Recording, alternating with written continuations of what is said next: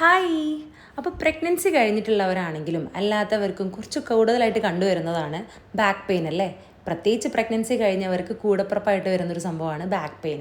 അപ്പോൾ നമുക്ക് ഈ ബാക്ക് പെയിൻ കുറച്ചൊരു ക്യൂർ ചെയ്യാൻ വേണ്ടിയിട്ട് അല്ലെങ്കിൽ ബാക്ക് സ്ട്രെങ്തൻ ചെയ്യാൻ വേണ്ടിയിട്ടുള്ള കുറച്ച് സ്ട്രെച്ചസ് നിങ്ങൾക്ക് കാണിച്ചു തരാം.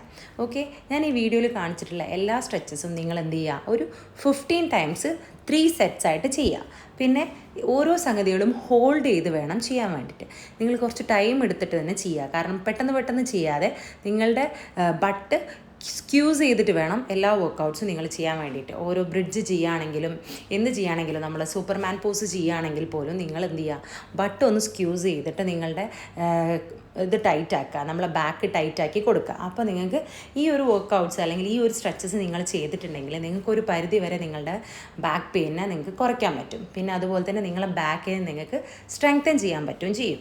ഇത് കൂടുതൽ പേർക്കും നമ്മൾ വർക്കൗട്ട് ചെയ്യുന്നവരാണെങ്കിൽ തന്നെ നമ്മൾ ഈ ഡെഡ് ലിഫ്റ്റ് ഒക്കെ ചെയ്ത് കഴിഞ്ഞിട്ടുണ്ടെങ്കിൽ ചിലപ്പോൾ നമ്മൾ പ്രോപ്പർ പോസോ അല്ലെങ്കിൽ പ്രോപ്പറായിട്ടുള്ള വെയിറ്റോ ഒന്നും ഇട്ടിട്ട് ചെയ്തിട്ടില്ലെങ്കിൽ നമുക്ക് വരാവുന്നൊരു പ്രശ്നമാണ് ബാക്ക് പെയിൻ എന്നുള്ളത്. നമുക്ക് ഇത്തരം സ്ട്രെച്ചിലൂടെ നമ്മളുടെ ബാക്ക് പെയിനെ ക്യൂർ ചെയ്യാനും അതുപോലെ തന്നെ നമ്മളെ ബാക്കിനെ സ്ട്രെങ്തൻ ചെയ്യാനും പറ്റും.